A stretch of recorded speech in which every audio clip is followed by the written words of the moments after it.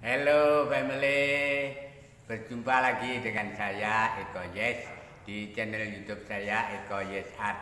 Nah family, kali ini saya akan mengajak family untuk sharing, berbagi pengalaman dan pengetahuan, yaitu tentang coretan-coretan yang kita sering lakukan tapi tidak sadar.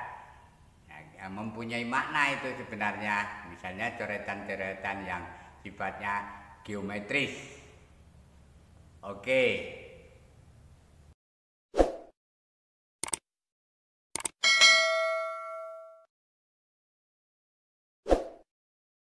Seperti apa yang saya sampaikan, bahwa kita kali ini akan sharing tentang coretan-coretan yang sering kita lakukan secara tidak sadar, tetapi mempunyai makna karena kita lakukan secara tidak sadar, otak di bawah sadar yang berbuat. Misalnya seperti yang pernah saya sampaikan, kita sedang mengikuti acara-acara seminar, atau kita sedang mendengarkan ceramah, atau kita sedang ke telepon, kita ngambil pulpen, melakukan coretan-coretan. Nah itu yang sering kita buat secara tidak sadar. Misalnya ya membuat tanda tangan yang berulang-ulang, kemudian coretan-coretan anak panah seperti yang pernah saya singgung.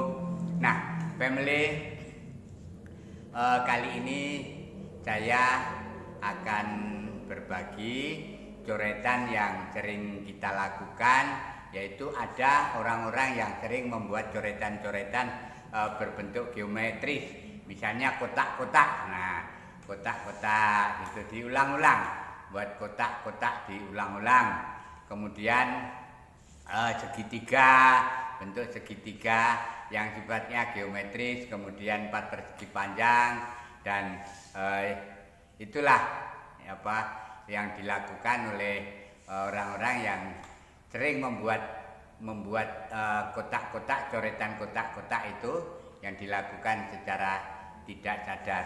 Lalu apa sebenarnya arti dari coretan-coretan yang dibuat bentuk geometris, ya, tetapi kita tidak sadar bahwa itu kita mempunyai makna, mempunyai arti. Nah, berbicara masalah coretan yang dilakukan yang seseorang yang membentuk kotak-kotak misalnya, ya, membentuk kotak-kotak itu memiliki tujuan dan keyakinan yang kuat. Jadi seseorang itu mempunyai suatu maksud atau tujuan, yang keinginan yang kuat harus bisa tercapai. Ya.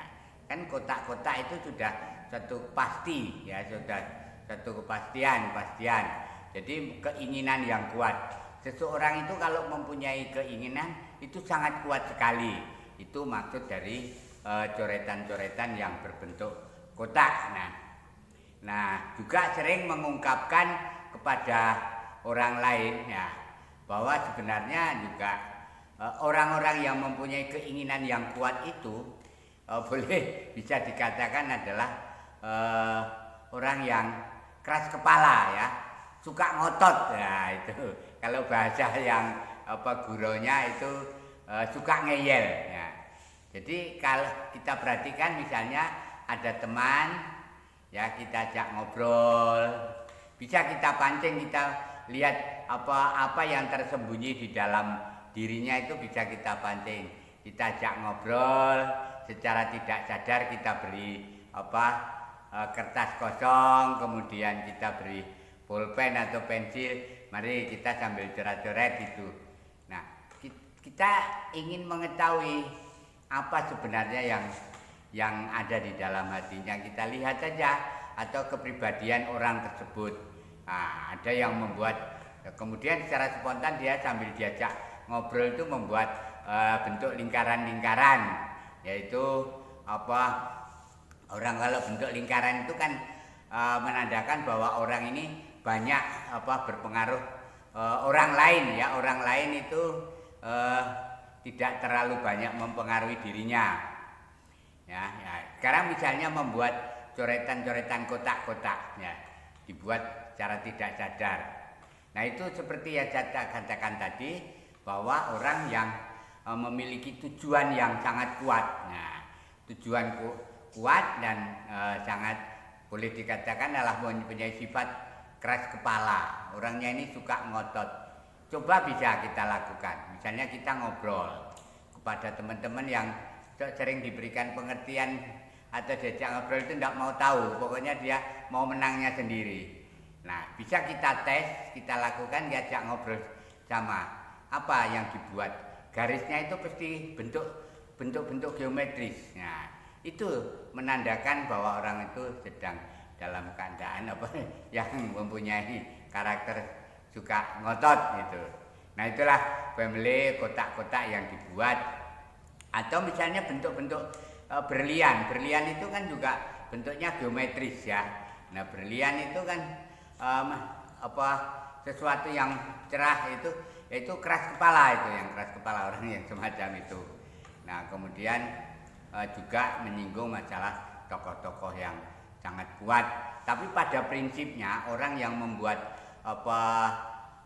kotak-kotak dibuat atau coretan-coretan kotak-kotak tadi adalah orang yang keras kepala, suka ngotot.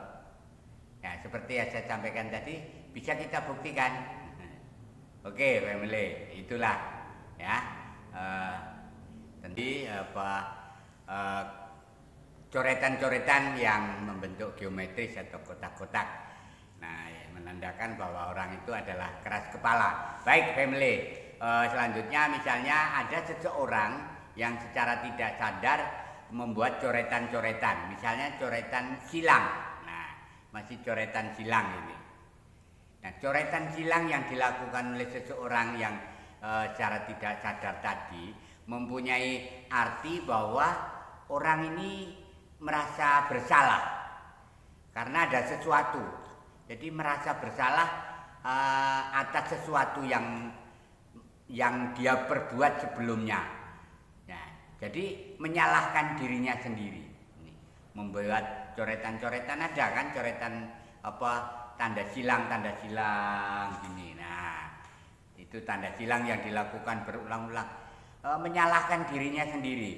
Jadi merasa bersalah karena ada sesuatu yang pernah dia perbuat, kemudian merasa salah, menyalahkan dirinya itu.